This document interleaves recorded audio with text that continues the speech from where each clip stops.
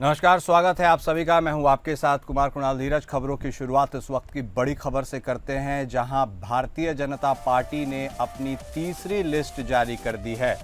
तीसरी लिस्ट में कुल 18 उम्मीदवारों के नाम की घोषणा की गई है। इसके साथ ही सभी 101 सीटों पर उम्मीदवारों का ऐलान हो गया है। राघोपुर से तेजस्वी के खिलाफ सतीश यादव को टिकट मिला है, तो वहीं दूसरी लिस्ट में 12 उम्मीदवारों के नामों की घोषणा। यहां मैथिली ठाकुर को अलीनगर विधानसभा सीट से टिकट मिल गया है।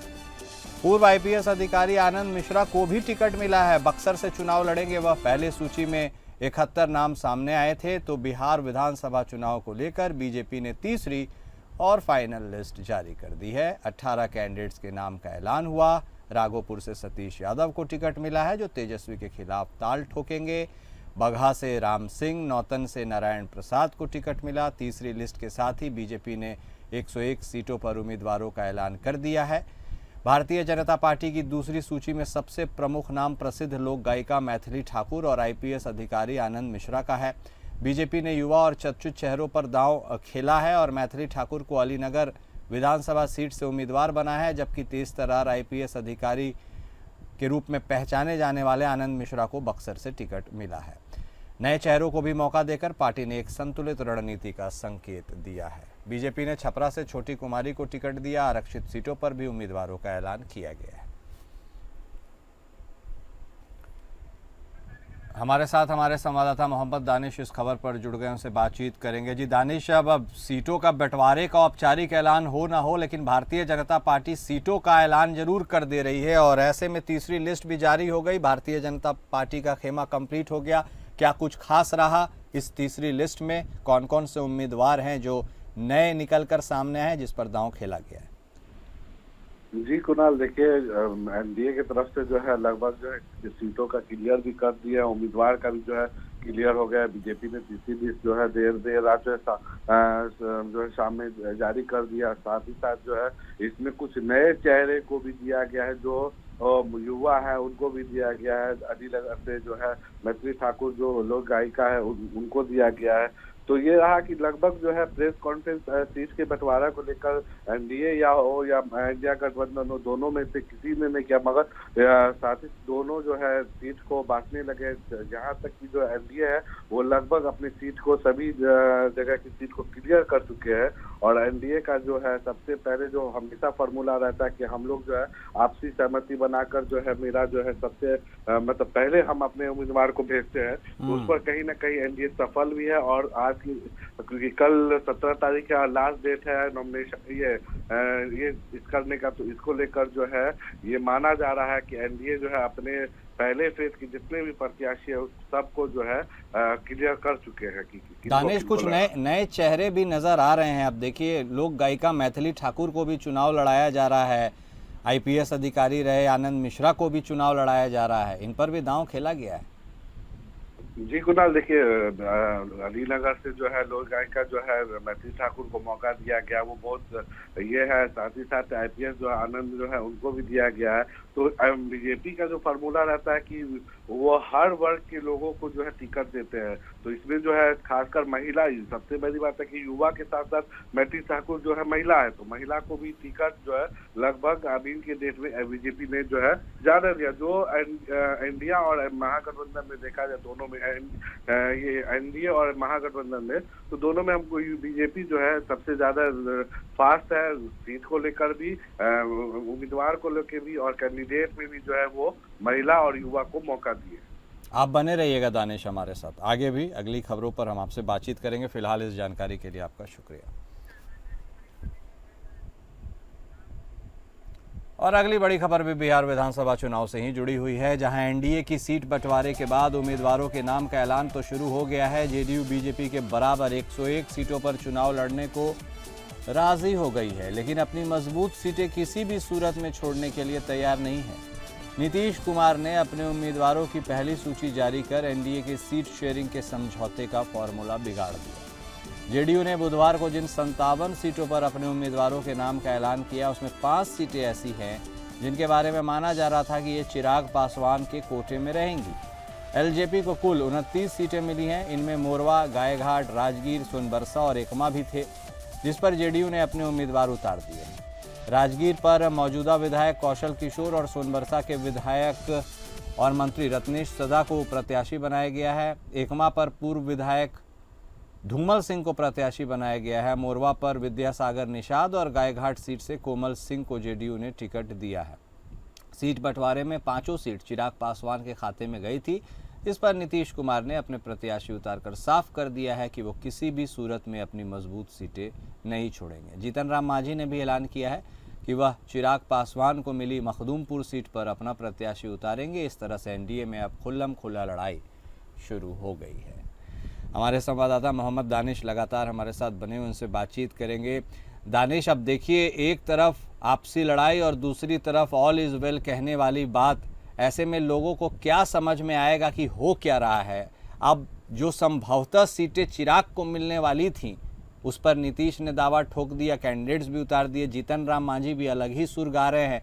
ऐसे में क्या लगता है क्या हो रहा है बिहार में? जी कुणाल, देखिए, एनडीए और महागठबंधन दोनों तो अपने तरफ से ऑल इज वेल का नारा लगा रहे हैं, हर जगह बता रहे हैं कि हम लोग में आपकी सब कुछ ठीक है। मगर जो एनडीए है, कुछ दिन पहले जो है नीतीश कुमार जो है नाराज चल रहे थे और वो लगभग कुछ ऐसी सीटें थे जिसको लेकर जो वो नाराज थे कि जो उनकी मजबूत सीट है वो जो है चिराग के खेमे में जा चुकी थी, इसको लेकर जो नाराज चल रहे थे। तो उसी को लेकर जो फिर जो है जो कोर कमेटी की टीम है उनके साथ मीटिंग की थी नीतीश कुमार, और फिर अपने दल के साथ मीटिंग के बाद जो है उन्होंने ये फैसला लिया कि जो मेरी मजबूत सीट है उस पर मैं अपना कैंडिडेट उतारूंगा। और उसी को लेकर जो कल जो है लिस्ट जो जारी हुई है उसमें चिराग के ऐसे कुछ सीट है जो जिस पर नीतीश कुमार ने अपने प्रत्याशी को नाम की घोषणा की है। साथ ही साथ जो है जीतन राम मांझी भी जो है लगातार एक प्रेशर पॉलिटिक्स बनाने के लिए भी वो भी बोल रहे हैं कि हम भी उतारेंगे।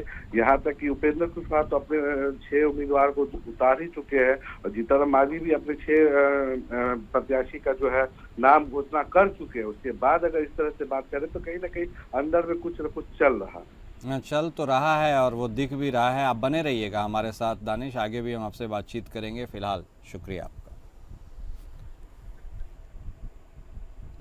और अगली बड़ी खबर एलजेपीआर से जुड़ी हुई। बिहार विधानसभा चुनाव 2025 को लेकर सियासी पारा हाई है। जनसुराज, भारतीय जनता पार्टी, जदयू और हम के बाद अब चिराग पासवान की पार्टी लोजपा रामविलास ने भी प्रत्याशियों को सिंबल बांटना शुरू कर दिया है। पार्टी ने 14 प्रत्याशियों को खुद चिराग पासवान ने चुनाव लड़ने के लिए सिंबल दिया है।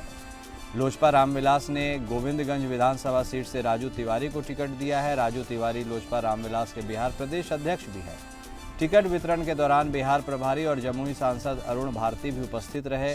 लोजपा रामविलास ने बिहार प्रदेश के प्रधान महासचिव संजय पासवान को बखरी विधानसभा का प्रत्याशी घोषित किया है। वहीं चिराग ने बिहार प्रदेश के छात्र प्रकोष्ठ के प्रदेश अध्यक्ष सीमांत मृणाल को गरखा विधानसभा का प्रत्याशी घोषित किया है। सिमरी बख्तियारपुर से संजय कुमार सिंह को टिकट मिला है।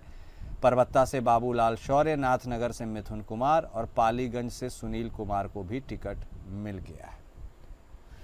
हमारे संवाददाता मोहम्मद दानिश लगातार हमारे साथ बने हुए हैं। दानिश, तो एलजेपीआर में भी अब सिंबल तो दे ही दिया गया, अब सीट्स भी अलॉट कर दी गई हैं। ऐसे में यदि 29 वाला फॉर्मूला उनके लिए अभी भी टिका रहा तो 5 सीटों की लड़ाई तो और बढ़ जाएगी, जिस पर जेडीयू ने दावा ठोका है।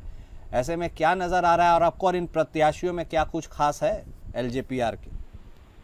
जी कुणाल, देखिए, कल जो है लास्ट डेट है नॉमिनेशन का फर्स्ट फेज को लेकर, तो इसको लेकर जो है जीपीआर में भी जो है वो प्रत्याशियों का नाम अपना घोषित करके जो है सिंबल दे दिए हैं। साथ ही साथ जो 5 सीट की बात हुई, अगर इस 5 सीट पर चिराग पासवान अगर अपने कैंडिडेट को उतारते तो कहीं ना कहीं देखा जाएगा कि जो सेकेंड फेज के जो चुनाव है उनके लिए जो नॉमिनेशन होंगे उसमें कहीं ना कहीं आपसी तालमेल जो है एनडीए गठबंधन की कहीं ना कहीं बिगड़ सकती है। क्योंकि पिछले विधानसभा चुनाव में भी जो है चिराग पासवान जो है अब नीतीश कुमार के खिलाफ जो है जेडीयू के खिलाफ जो है वो अपने प्रत्याशी को उतारे थे। तो इसको लेकर जो है नीतीश कुमार खासकर नाराज दिखते हैं और इस बार भी वो नाराज थे।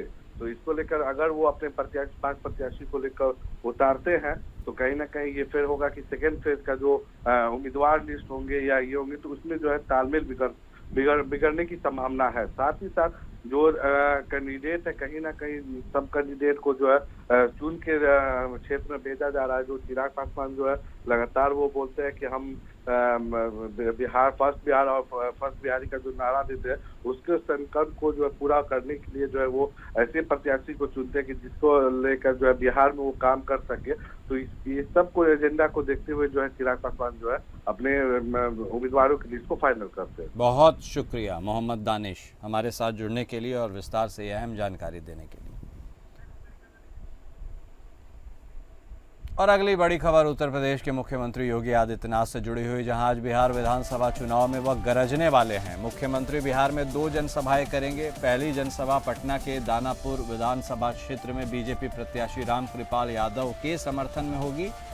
वहीं दूसरी जनसभा सहरसा विधानसभा क्षेत्र में होगी। यहां पर बीजेपी प्रत्याशी डॉक्टर आलोक रंजन के समर्थन में मुख्यमंत्री मतदाताओं से वोट मांगेंगे। बिहार चुनाव में मुख्यमंत्री 20 से अधिक चुनावी रैलियां करेंगे। मुख्यमंत्री की लोकप्रियता को देखते हुए एनडीए गठबंधन के प्रत्याशी प्रदेश में सबसे अधिक उनकी रैलियां और जनसभाओं के लिए समय मांग रहे हैं। योगी जनता के बीच कानून व्यवस्था, विकास और हिंदुत्व की राजनीति के प्रतीक माने जाते हैं। उनके भाषणों में ऊर्जा और आक्रामकता होती है जो कार्यकर्ताओं में जोश भरती है। विशेष संवाददाता आनंद सिंह हमारे साथ इस खबर पर जुड़ गए हैं। जी आनंद, आम तौर पर हम जब योगी आदित्यनाथ जी के बारे में बात करते हैं तो बात उत्तर प्रदेश की होती है, लेकिन इस बार योगी आदित्यनाथ बिहार में गरजेंगे और बिहार की दिशा तय करेंगे रैलियों के माध्यम से। कितना इंटरेस्टिंग रहने वाली है उनकी रैलियां और क्या कुछ है खास उनके दौरे में? बिल्कुल कुणाल, देखिए अगर नेता के तौर पर, एक वक्ता के तौर पर बात करें तो शायद प्रधानमंत्री नरेंद्र मोदी और अमित शाह के बाद योगी आदित्यनाथ इकलौते ऐसे भारतीय जनता पार्टी के नेता है जिनकी इतनी डिमांड रहती है जो चुनाव प्रचार के दौरान न सिर्फ बिहार मुख्यमंत्री योगी आदित्यनाथ की रही, क्योंकि फायर ब्रांड नेता है, हिंदुत्ववादी छवि के नेता माने जाते हैं। और साथ ही साथ कानून व्यवस्था को लेकर जिस तरह से उत्तर प्रदेश में काम किया गया उसको अगर देखें तो बिहार में जो उनकी डिमांड की गई है, करीब ये माना जा रहा है कि 20 से भी अधिक रैलियां, 30 तक की रैलियां या उससे भी अधिक हो सकता है संभव रैलियां मुख्यमंत्री योगी आदित्यनाथ करने जा रहे हैं बिहार में। जब बिहार का अब चूंकि विधानसभा चुनाव बिल्कुल करीब है तो ऐसे में आज उसकी शुरुआत होने जा रही है। दानापुर में पहली रैली है मुख्यमंत्री योगी आदित्यनाथ की, करीब 12 बजे के आसपास वहां पर उनकी रैली होनी है। दानापुर से जो पूर्व केंद्रीय मंत्री रहे हैं, बीजेपी के बड़े नेता हैं बिहार के रामकृपाल यादव, उनके लिए वो रैली करेंगे। और उसके बाद उनकी दूसरी रैली करीब 2 बजे के आसपास सहरसा में होने जा रही है, जो आलोक रंजन जो भारतीय जनता पार्टी के उम्मीदवार हैं उनके पक्ष में मुख्यमंत्री योगी आदित्यनाथ रैली को संबोधित करेंगे। ठीक है, बहुत धन्यवाद आपका आनंद हमारे साथ जुड़ने के लिए और जानकारी देने के लिए। अगली बड़ी खबर बिहार में एसआईआर मामले पर, जहां सुप्रीम कोर्ट सुनवाई करेगा, जिसमें चुनाव आयोग के बिहार में मतदाता सूची की एसआईआर करने के फैसले को चुनौती दी गई है। जस्टिस सूर्यकांत और जस्टिस जॉयमाला बागची की पीठ इस मामले की सुनवाई आज फिर से शुरू करेगी। पिछली सुनवाई के दौरान याचिकाकर्ताओं की तरफ से लगाए गए आरोपों पर चुनाव आयोग से हलफनामा दाखिल करने को कहा था। साथ ही सुप्रीम कोर्ट ने चुनाव आयोग से कहा था कि वह दूसरे व्यक्तियों के आवेदन पर लिस्ट से हटाए गए 3,66,000 लोगों के बारे में जानकारी दे। इसके साथ ही कोर्ट ने याचिकाकर्ताओं से कहा है कि वो उन लोगों की जानकारी इकट्ठा करके लाएं जिनके नाम बिना कारण बताए काटे गए हैं। हमारे संवाददाता विवेक सिंह चंदेल जुड़ गए हैं, इस खबर पर उनसे बातचीत करेंगे। जी विवेक, अब यूं तो बिल्कुल बिहार विधानसभा चुनाव के कगार पर है, लेकिन एसआईआर की गूंज अभी भी कोर्ट में सुनाई दे रही है। क्या कुछ खास हो सकता है आज की सुनवाई में? बिल्कुल कुणाल, देखिए चूंकि बिहार में जो विधानसभा चुनाव है उसका ऐलान हो चुका है और तारीखें भी सुनिश्चित कर दी गई हैं। ऐसे में अब इस एफआईआर को लेके बहुत कुछ होने की उम्मीद नहीं है, क्योंकि पिछली सुनवाई में सुप्रीम कोर्ट ने एक स्पष्ट निर्देश दिया था, क्योंकि जो पैरालीगल वॉलंटियर्स जो है वो अपॉइंट किए गए थे और ये कहा था कि वो जो लोग एक्सक्लूड किए गए हैं, चाहे अंतिम सूची से हो चाहे वो पहली वाली सूची जो ड्राफ्ट रोल जारी किया गया था उससे बाहर किए गए हैं, उनको अपील करने में मदद करने के लिए। तो जो पिछली बार सुनवाई हुई उसमें भी कोर्ट ने यही कहा कि क्योंकि जब पिछली सुनवाई हो रही थी तो प्रशांत भूषण की तरफ से कहा गया कि 3,66,000 जो ऐसे और मतदाता हैं जिनका नाम एक्सक्लूड किया गया और वो अपील नहीं कर पा रहे हैं। तो कोर्ट ने ये कहा कि जो पहले वाली स्थिति थी, यानी कि पैरालीगल वॉलंटियर जो स्टेट लीगल अथॉरिटीज की तरफ से अपॉइंट किए गए थे उनको फिर से अधिसूचित किया जाए और उन 3.66 लाख जो वोटर्स हैं उनको आइडेंटिफाई कर उनको अपील करने में मदद की जाए। वहीं इलेक्शन कमीशन ने पिछली सुनवाई में बहुत स्पष्ट कहा कि जो प्रशांत भूषण की तरफ से एफिडेविट दिया गया है उस एफिडेविट में कुछ विसंगतियां हैं, क्योंकि जिन लोगों के नाम की चर्चा कर रहे हैं अब उनको उस एफिडेविट से हटा दिया गया है। दूसरी बात, इलेक्शन कमीशन ने सवाल ये भी उठाया कि जो एफिडेविट दिए जा रहे हैं उनके नाम और पते को लेकर कुछ विसंगतियां हैं। तो प्रशांत भूषण की तरफ से इस पर जवाब दिया गया कि भले ही अगर चाहे वो कोर्ट को हो या फिर इलेक्शन कमीशन को मेरे इस एफिडेविट पे कोई शक है तो जो स्टेट लीगल अथॉरिटीज है उससे इसकी जांच करा सकते हैं, लेकिन इसका मतलब ये नहीं है कि इन दावों की सुनवाई नहीं होनी चाहिए। तो सुप्रीम कोर्ट ने भी बहुत स्पष्ट कहा था कि चूंकि देखिए आप जिन बातों को कह रहे हैं उसमें सत्यता तो नहीं दिख रही है, ऐसे में एफिडेविट पे हम भरोसा तो नहीं कर सकते, लेकिन जो जांच की बात है उसके लिए हम ये कहेंगे कि पैरालीगल वॉलंटियर्स हैं, वो पैरालीगल वॉलंटियर्स जो है उन 3,66,000 जो मतदाता हैं जो एक्सक्लूड कर दिए गए हैं उनको आइडेंटिफाई करके उनको लीगल सपोर्ट दिलवाए और उनको अपील करने में मदद करें,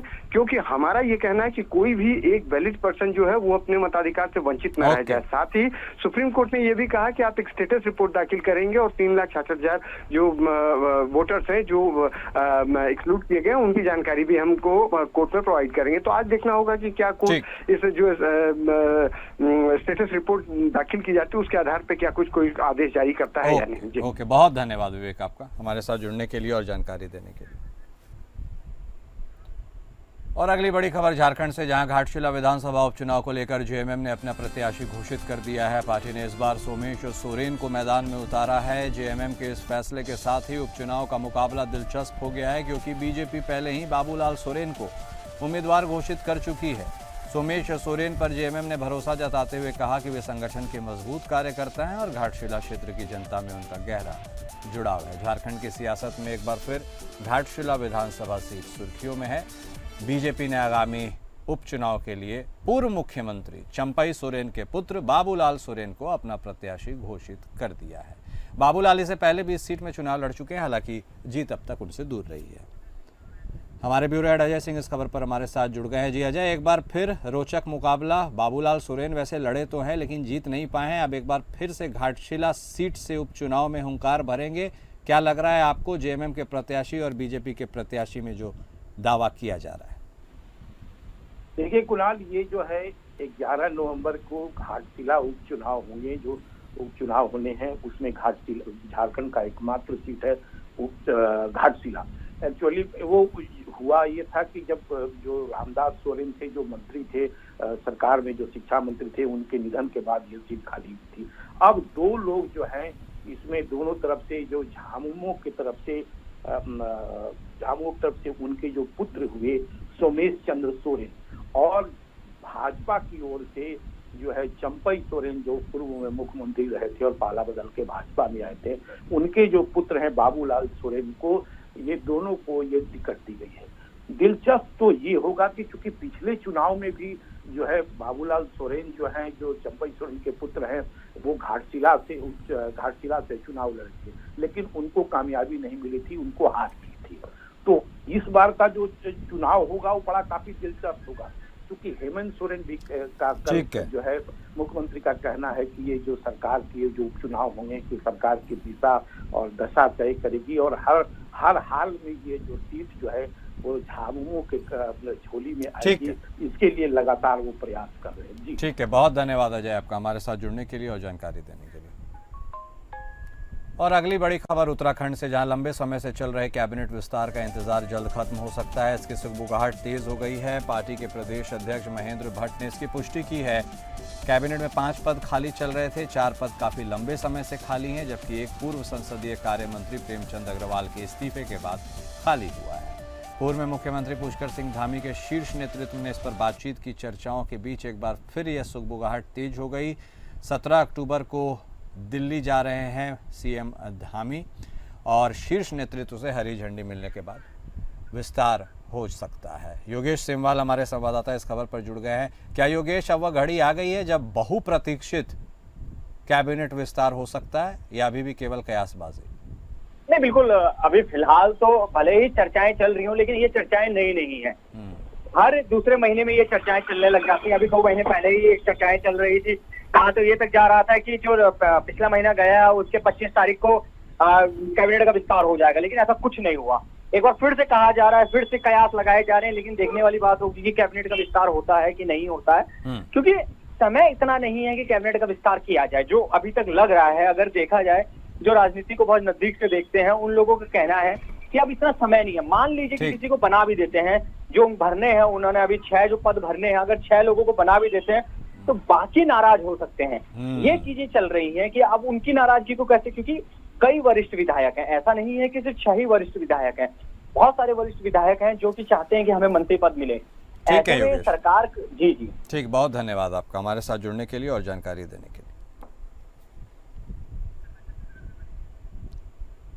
और अगली बड़ी खबर छत्तीसगढ़ के कांकेर जिले से, जहां कोयलीबेड़ा थाना क्षेत्र में 100 से ज्यादा नक्सलियों के आत्मसमर्पण की खबर आ रही है। हालांकि इसकी आधिकारिक पुष्टि नहीं हुई है, फिलहाल कुछ भी अधिकारी नहीं बोल रहे हैं, लेकिन चर्चा है कि कोयलीबेड़ा थाना क्षेत्र में बीएसएफ कैंप में करीब 100 से ज्यादा नक्सलियों ने हथियार डालकर सरेंडर कर दिया है। बताया जा रहा है कि छत्तीसगढ़ में अब तक का यह सबसे बड़ा नक्सलियों का सरेंडर है। तो ये बड़ी खबर हम आपको बता रहे हैं, जहां 100 से ज्यादा नक्सलियों के सरेंडर करने की सूचना मिल रही है। छत्तीसगढ़ में सबसे बड़ा सरेंडर यह माना जा रहा है। बीएसएफ कैंप में नक्सलियों ने हथियार डाले हैं। टॉप माओवादी लीडर राजू सलाम के भी सरेंडर करने की सूचना आ रही है, हालांकि आधिकारिक पुष्टि अभी तक हुई नहीं है। चर्चा यह है कि कोयलीबेड़ा थाना क्षेत्र में बीएसएफ कैंप में 100 से ज्यादा नक्सलियों ने हथियार डाल दिए। लंबे समय से चल रहा नक्सलियों के विरुद्ध अभियान लगातार नई प्रगति की उड़ान ले रहा है और ऐसे में हमेशा छत्तीसगढ़ से खबरें निकलकर सामने आ रही है, या तो मुठभेड़ हो रही है या फिर सरेंडर हो रहा है। हमारे संवाददाता पीयूष मिश्रा इस खबर पर जुड़ गए हैं। पीयूष, अब एक के बाद एक नए कीर्तिमान सरेंडर के मामलों में छत्तीसगढ़ स्थापित कर रहा है। पिछली बार भी बहुत बड़ा सरेंडर और इस बार तो सबसे बड़ा कहा जा रहा है, क्या जानकारी है? देखिए, ये जो सरेंडर हो रहा है, करीब 2000 से ज्यादा नक्सलियों ने सरेंडर कर दिया है, कुछ न्यूट्रलाइज भी किए गए हैं और बहुत से जो मोर्चे हैं उनमें जो अगर 7 जिले की बात करें बस्तर की, तो 7 जिलों में घेराबंदी जो हो रही है इंटर स्टेट पुलिसिंग के द्वारा हो रही है। और नक्सलियों का सरेंडर एक तरीके से ये माना जा रहा है कि नक्सली अब बैकफुट में आ गए हैं और नक्सलियों को ये समझ में आ गया कि मुख्य धारा से जुड़ने के अलावा और कोई विकल्प उनके पास नहीं रह गया है। अब या तो वो सरकार के साथ, उनकी नीतियों के साथ चले, मुख्य धारा में जुड़े और जो पुनर्वास नीति है जो 2025 की, उसका लाभ लें, अपने बच्चों की शिक्षा दीक्षा में ध्यान दें। इसलिए ये बहुत से ऐसे कारण हैं जिसके कारण नक्सली अभी सरेंडर कर रहे हैं और ये एक बड़ी सफलता छत्तीसगढ़ सरकार की। ओके, बहुत धन्यवाद पीयूष आपका हमारे साथ जुड़ने के लिए, जानकारी साझा करने के लिए। फिलहाल बुलेटिन में इतना ही। नमस्कार।